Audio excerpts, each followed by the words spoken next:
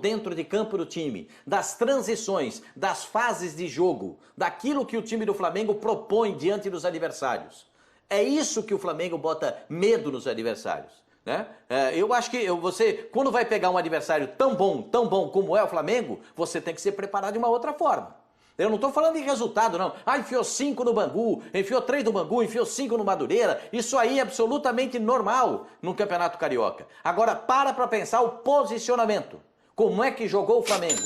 Como é que as fases do jogo foram desenvolvidas? Como é que as bolas saíram pelas laterais? Como é que a bola saiu por dentro? Como é que se comportaram os volantes, os meias, os atacantes, as variações de jogadas, o Gabriel? Veja como é que ele se comporta, a passagem dos laterais. Você tem que ver o composto do time, o contexto do acontecimento. E nesse contexto do acontecimento é que eu estou dizendo para você, o time do Flamengo está muito arrumado. Está muito arrumado. Para ganhar do Flamengo, mesmo sendo o Palmeiras o campeão brasileiro e o campeão da Libertadores, para ganhar do Flamengo, que fez duas partidas muito boas, vai ser aqui, ó, sua osso, assim, ó. Claro que o Palmeiras tem condições de ganhar do Flamengo, mas do jeito que o Flamengo está jogando, vai ter que jogar a melhor partida dele, talvez, na temporada. É muito intenso, né? O Flamengo é muito intenso. Ontem eu ia dizer que era uma continuação do jogo com o Bangu, mas não foi não, porque o time foi melhor. Foi melhor. Mais tempo. O Rogério contra o Bangu calculou essa intensidade em 80%, acho, né? Ele já gostou. Ontem foi perto de 100, gente. O jogo inteiro isso. Lembrou, inclusive, o time do Jesus nesse aspecto, nunca esqueço, o Flamengo enfiou meia dúzia no Goiás quando tinha o Jesus, e o último lance do jogo é o Flamengo buscando o 7º. Ontem foi muito parecido com isso. Antes de 27 finalizações ontem. Então, antes de sair o primeiro gol, já tinha saído um gol mal anulado e 2 bolas na trave seguidas no mesmo lance, por baixo. Fora as trocas de bola, o não tá mais comigo, o pé para pé, tudo aquilo que a gente sempre cobrou do Rogério, hein? Que justiça seja feita. Resultado tinha vindo, mas não tinha vindo o volume de jogo. Tá chegando agora. Acho que a coisa é aos poucos, é conforme se apresenta. Já venceu o circuito Bangu-Madureira, embora não tenha passado nem pro Bangu nem pro Madureira.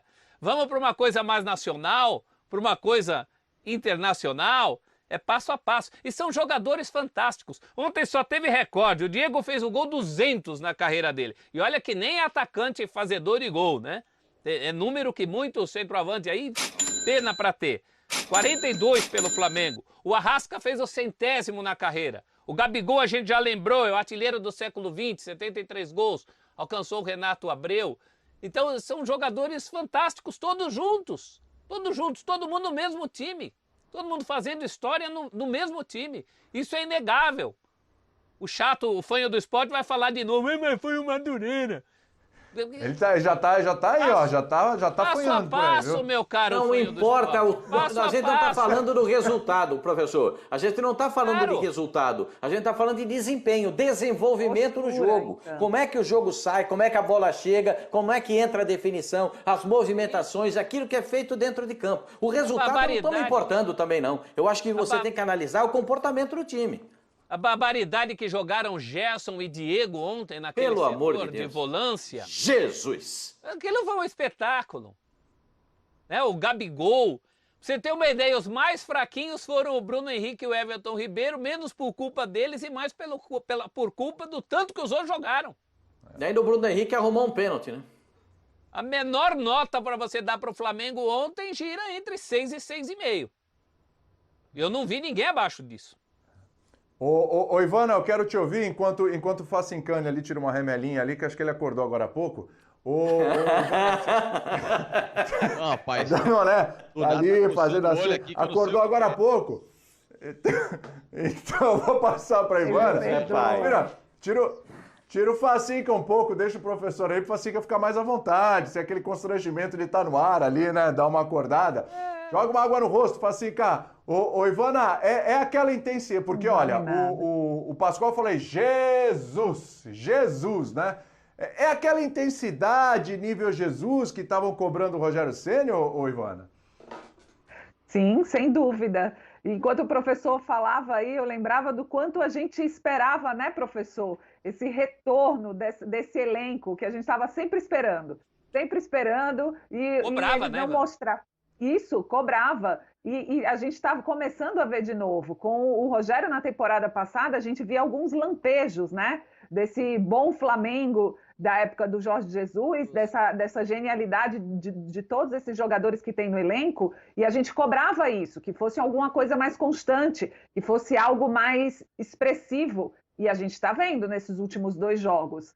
E com evolução, como o professor falou, o Flamengo foi melhor contra o Madureira, que inclusive é um time melhor, né? Então foi uma evolução do próprio Flamengo em cima de um adversário que poderia ter imposto um jogo mais difícil para o Flamengo e não fez.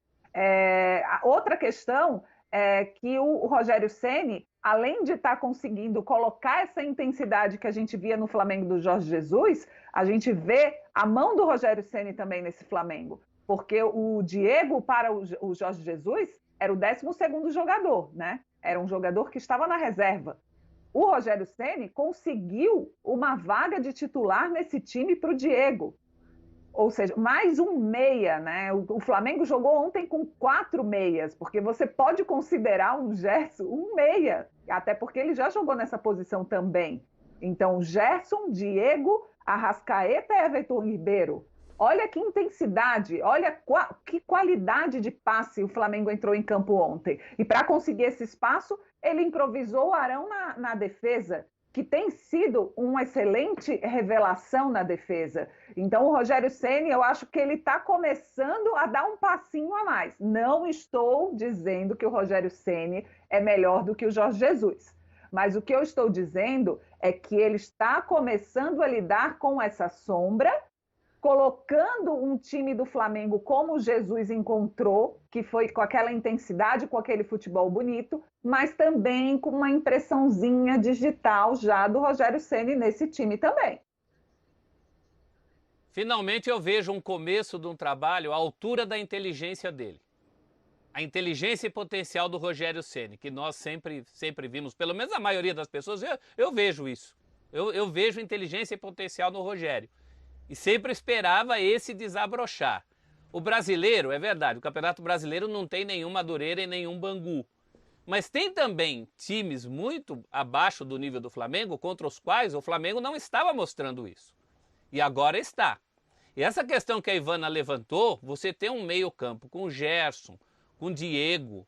Bom, Arrascaeta e Everton Ribeiro não precisa nem dizer, mas vamos falar ali dos que teriam função de volante. Finalmente, o Flamengo talvez seja o primeiro time brasileiro que possa realizar o sonho dos todo-campistas. Porque o pessoal do futebol moderno, que vem com essa teoria de que hoje em dia todo mundo é todo-campista, é todo-campista lá na Alemanha, campeã em 2014, e nos melhores times europeus, não é em todos não. Porque aqui no Brasil, na prática, sempre tem o carregador de piano, sempre, todo time tem o seu volantão, principalmente os mais fracos. Então é uma chance de ver na prática. Na Europa também, professor. Né? E na Europa também, a exceção dos grandes times que podem montar times com todo-campistas. Né? Mas você conta nos dedos isso. A vida não é assim, não. A vida ainda tem muito brucutu. E o Flamengo, inclusive em time grande. E o Flamengo é uma rara oportunidade da gente ver esse todo-campismo em ação. O Flamengo hoje tem os todo-campistas. Todos eles, ninguém ali é volante. Volante aqui, volante clássico que você aprendeu a ver. Todos eles sabem jogar. Isso é muito legal.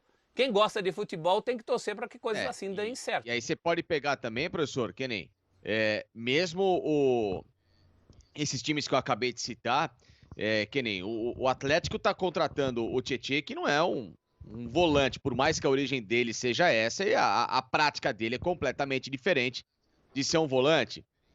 O Grêmio, quando você tem o Matheus Henrique, pra mim ele não é volante no Grêmio, ele é um meia que arma jogo ali no início, ele aprende, ele sabe marcar, mas não é um volante, né? O volante pra mim é o cara que não passa do meio campo, né? Aquele volante dos anos 90, tal, o cara fica ali paradinho, tal, contém a zaga, um abraço pro gaiteiro.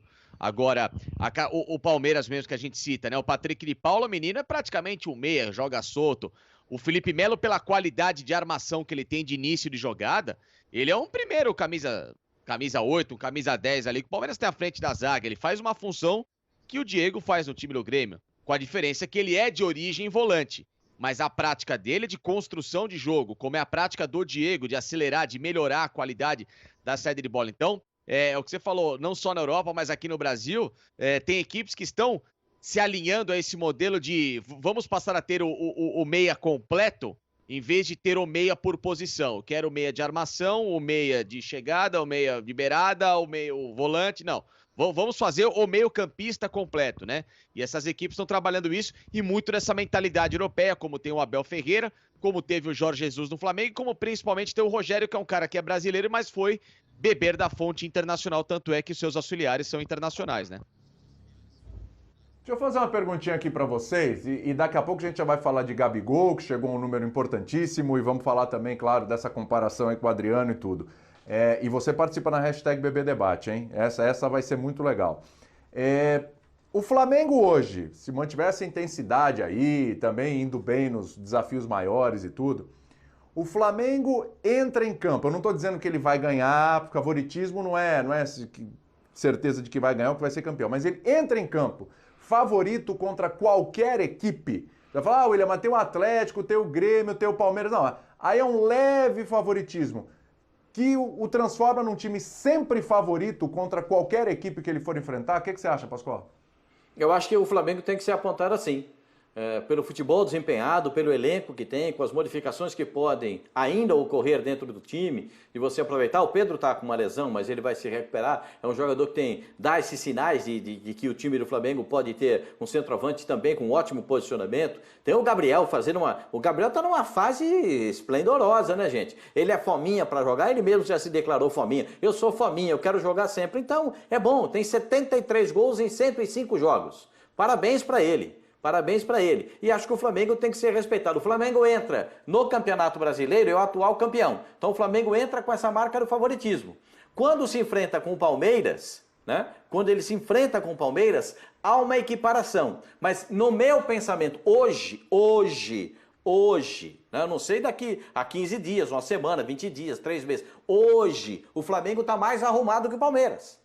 Hoje, o Flamengo está mais arrumado. Jogou mais, está mais rodado, o treinador botou a mão e acertou o time do Flamengo. A gente não sabe qual é o Palmeiras que vai jogar. Porque o Palmeiras vai jogar amanhã.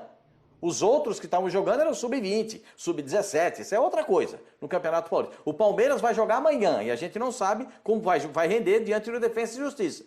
Agora, o Flamengo a gente já viu. Sabe como pode render, sabe o que está fazendo. Então eu acho que hoje o Flamengo está no estágio superior do Palmeiras, mas não é imbatível. O Palmeiras pode superá-lo passado esses momentos. A gente tem um momento muito difícil, não tem como jogar, tá muito complicado. Mas hoje o Flamengo está no nível melhor do que o do Palmeiras.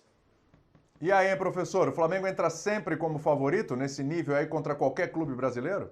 Eu acho que agora mais ainda, porque até aqui toda vez que a gente fazia análise Flamengo e Palmeiras, o que entrava a favor do Flamengo? O potencial. Tem melhores jogadores, né? Como nome, como time, mas como time, o Palmeiras tinha rendido mais. O Palmeiras conseguiu títulos, 2 títulos contra um do Flamengo. O Palmeiras como time, a gente sempre discute isso, né? O Sormani tem as ressalvas dele, mas não estou nem falando de beleza de futebol, estou falando de efetividade como equipe. O Palmeiras me agradava mais, mas agora a gente tem um fato novo. Tem um Flamengo que voltou 2 jogos antes do Palmeiras e voltou muito bem. Voltou daquele jeito que a gente queria que ele tivesse encerrado o ano e ele não encerrou. Então agora some-se aquela questão do potencial do Flamengo, que sempre foi inegável, uma prática. É um momento o Flamengo. Essa questão como é que você colocou aí? Como favoritismo? Foi o favoritismo, isso. Claro que vai ter gradações diferentes de favoritismo. Isso. Mas eu enxergo sim, para cravar, eu enxergo o Flamengo favorito, inclusive contra o Palmeiras. Aí com favoritismo, obviamente, muito mais leve, mas ainda há um favoritismo para o Flamengo, pelo futebol que está apresentando e pelo potencial que a gente vem decantando desde o ano passado. E, aliás, graças a esse potencial é que foi campeão, né? Foi muito mais no potencial que tem do que propriamente na bola que só está mostrando agora. Ô William, Pode falar. Como disse o professor, a gradação disso aí é favoritaço.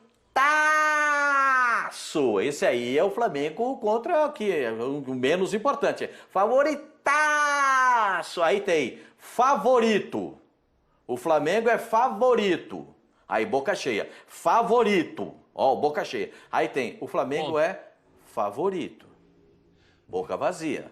O Flamengo... Pessoal, olha só, o mês nem acabou ainda e dá uma olhada nos meus resultados. Mais de 100 mil reais em vendas utilizando robôs que vendem pra mim quase no piloto automático. Se você quer saber como que eu faço isso, clica no link aqui embaixo e vem comigo que eu vou te mostrar o meu método 100% testado e 100% comprovado que eu uso para fazer vendas todos os dias pela internet usando robôs.